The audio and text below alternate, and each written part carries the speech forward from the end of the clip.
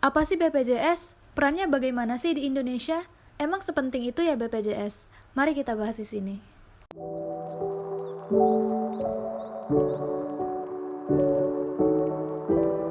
Assalamualaikum warahmatullahi wabarakatuh. Hai semuanya, perkenalkan nama saya Aini Fauzia. Saya dari kelas IKMA yang pada hari ini akan menjelaskan tentang analisis jurnal peran BPJS Kesehatan dalam mewujudkan hak atas pelayanan kesehatan bagi warga negara Indonesia. Yang dimana tugas ini saya ajukan untuk memenuhi tugas UTS untuk mata kuliah Hukum dan Perundangan Kesehatan yang diampu oleh dosen Ibu Siti Halimatul Munawwaroh, SKM MKM. Nah, ada pun topik bahasan yang akan saya bahas pada kesempatan kali ini, yaitu yang pertama ada review jurnalnya, lalu yang kedua ada masalah pada jurnal, yang ketiga ada UU terkait masalah tersebut, lalu yang terakhir ada kesimpulan.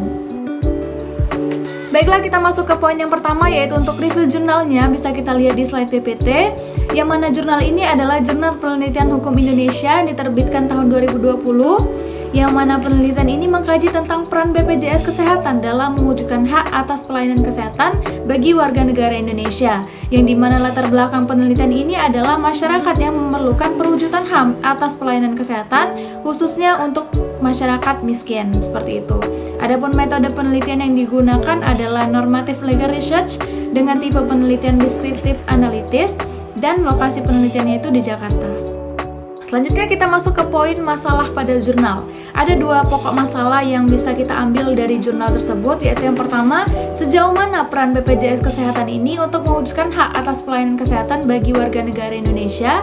Lalu masalah yang kedua, apa saja faktor-faktor penghambat pelaksanaan BPJS Kesehatan bagi masyarakat.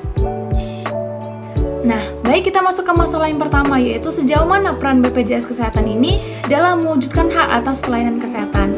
Jadi, BPJS ini berperan menanggung pelayanan kesehatan meliputi pelayanan kesehatan tingkat pertama dan pelayanan kesehatan rujukan tingkat lanjut. Adapun di tingkat pertama meliputi administrasi, pelayanan promotif dan preventif, pengobatan medis, tindakan medis non-spesialistik, pelayanan obat, transfusi darah, pemeriksaan penunjang laboratorium tingkat pertama, dan rawat inap tingkat pertama sesuai indikasi. Adapun di tingkat lanjutnya berupa pelayanan rawat jalan dan rawat inap. Adapun di pelayanan rawat jalannya berupa administrasi, pemeriksaan dan tindakan medis spesialistik dan subspesialis, pelayanan obat, pelayanan darah, rehabilitas medis, pelayanan kedokteran forensik, dan pelayanan jenazah di fasilitas kesehatan. Adapun untuk rawat inapnya, baik yang intensif maupun non-intensif juga ikut ditanggung. Jadi, itu adalah peran-peran BPJS dalam memenuhi atau mewujudkan pelayanan kesehatan di warga negara Indonesia. Baik, kita masuk ke masalah yang kedua, yaitu apa saja faktor-faktor penghambat dalam pelaksanaan BPJS Kesehatan ini bagi masyarakat. Jadi, masih ada banyak sekali faktor yang di sana menghambat dalam pelaksanaan BPJS Kesehatan ini. Yang pertama itu adalah masalah tarif dan obat-obatan. Ini maksudnya itu, kita kan tahu ya, sebelum BPJS Kesehatan itu ada salah satu jaminan kesehatan sebelumnya, yang dimana pada jaminan kesehatan sebelumnya itu untuk obat-obatan itu terfasilitasi. Akan tetapi setelah berpindah menjadi BPJS, itu untuk biaya pengobatannya itu atau biaya obat-obatannya itu tidak terfasilitasi lagi, sehingga untuk biaya obat-obat ini ditanggung oleh pasien itu sendiri. Lalu yang kedua adalah masalah kepesertaan. Di sana masih banyak sekali orang-orang miskin atau orang-orang yang di sana membutuhkan pelayanan kesehatan, tetapi mereka tidak terdaftar menjadi anggota atau peserta dari BPJS ini. Lalu yang ketiga adalah masalah mutu pelayanan kesehatan, yang dimana masih banyak sekali pelayanan kesehatan atau fasilitas kesehatan yang masih kurang memadai. Jadi masih kekurangan fasilitas kesehatan di dalamnya, baik itu di tingkat rumah sakit maupun pelayanan kesehatan lainnya. Lalu yang keempat itu adalah masalah rujukan, yang dimana untuk pengaturan rujukannya ini masih kurang memadai untuk peserta atau pasien itu sendiri. Jadi pasien itu masih kurang tahu bagaimana untuk melakukan tingkat rujukan di pelayanan kesehatan, sehingga mereka tidak mendapatkan pelayanan kesehatan yang semestinya karena ketidaktahuan mereka itu. Lalu faktor selanjutnya yaitu belum optimalnya sosialisasi program BPJS yang menyentuh langsung pada masyarakat sasaran, khususnya kelompok akar rumput atau kelompok yang mempunyai masalah ekonomi yang rendah, seperti itu.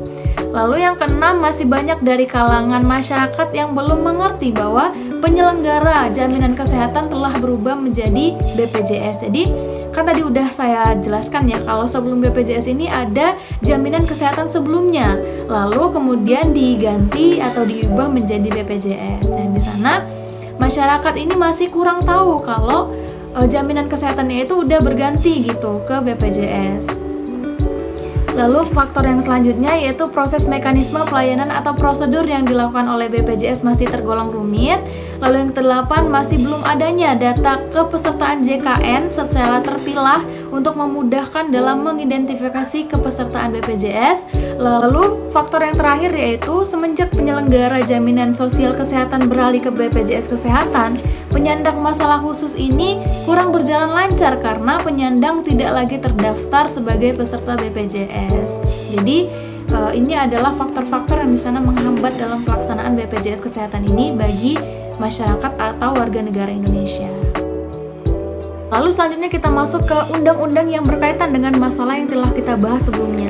Ada 4 undang-undang yang terkait. Yang pertama itu Undang-Undang Nomor 36 Tahun 2009 tentang Kesehatan, yang bunyinya kesehatan merupakan hak asasi manusia dan salah satu unsur kesejahteraan yang harus diwujudkan sesuai dengan cita-cita bangsa Indonesia. Jadi, walaupun di sana mereka adalah masyarakat miskin, tetapi mereka itu mempunyai hak atas pelayanan kesehatan karena kesehatan itu juga merupakan suatu HAM dari manusia itu sendiri. Jadi, dengan adanya BPJS ini, maka Undang-Undang Nomor 36 Tahun 2009 tentang Kesehatan ini bisa terpenuhi atau diwujudkan seperti itu. Lalu selanjutnya ada pasal 1 angka 1 UU nomor 39 tahun 1999 tentang HAM. Ini masih berkaitan dengan UU sebelumnya, yang dimana kesehatan seseorang itu juga merupakan hak asasi manusia dari orang itu sendiri. Jadi mereka itu wajib untuk menuntut pelayanan kesehatan karena kesehatan juga termasuk dari HAM seseorang itu sendiri atau HAM dari pasien itu sendiri, seperti itu. Lalu yang UU selanjutnya yaitu UU nomor 40 tahun 2011 tentang Sistem Jaminan Sosial Nasional atau SJSN, yang dimana dari pasal 1 yang bunyinya jaminan sosial adalah salah satu bentuk perlindungan sosial untuk menjamin seluruh rakyat agar dapat memenuhi kebutuhan dasar hidupnya yang layak. Jadi kesehatan juga merupakan suatu kebutuhan dasar dari seseorang itu sendiri. Maka dari itu dengan adanya BPJS maka perwujudan dari UU ini bisa terpenuhi atau diwujudkan seperti itu. Lalu yang terakhir ini tentang pasal BPJS itu sendiri, yaitu UU nomor 24 tahun 2011 tentang Badan Penyelenggaraan Jaminan Sosial atau BPJS, yang dimana BPJS ini adalah badan hukum yang dibentuk untuk menyelenggarakan program jaminan kesehatan. Jadi dengan adanya BPJS dan peran-perannya tadi yang telah kita jelaskan atau kita bahas di slide sebelumnya, ini bisa memenuhi dalam pelayanan kesehatan bagi seluruh warga negara Indonesia. Jadi di sana tidak membeda-bedakan antara masyarakat dengan tingkat ekonomi yang tinggi dengan tingkat ekonomi yang rendah. Jadi mereka bisa mendapatkan hak mereka sendiri, hak asasi manusia itu sendiri dalam pelayanan kesehatan. Baiklah, ada pun kesimpulan dari masalah pada jurnal atau analisis jurnal yang telah kita bahas tadi, yaitu peran BPJS ini adalah untuk mewujudkan hak atas pelayanan kesehatan bagi warga negara Indonesia, yang dimana BPJS Kesehatan ini menanggung biaya pelayanan kesehatan baik di tingkat pertama ataupun tingkat rujukan lanjut. Dan di dalam BPJS Kesehatan ini masih banyaknya faktor-faktor yang menghambat dalam pelaksanaannya. Yang pertama baik dari masalah tarif dan obat-obatan, masalah kepesertaan, masalah mutu pelayanan kesehatan, masalah rujukan, belum optimalnya sosialisasi program BPJS, lalu kelompok pemegang kartu jam Kesmas yang sekarang tidak masuk peserta BPJS lagi, lalu masih banyak dari kalangan masyarakat yang belum mengerti bahwa penyelenggara jaminan kesehatan telah berubah ke BPJS. Lalu proses masih tergolong rumit, lalu yang terakhir belum adanya data kepesertaan JKN secara terpilah. Baiklah, cukup sekian penjelasan saya tentang analisis jurnal peran BPJS Kesehatan dalam mewujudkan hak atas pelayanan kesehatan bagi warga negara Indonesia. Banyak salahnya, banyak kurangnya saya minta maaf, pada Allah saya mohon ampun. Saya akhiri, wabillahi taufiq wal hidayah, wassalamualaikum warahmatullahi wabarakatuh.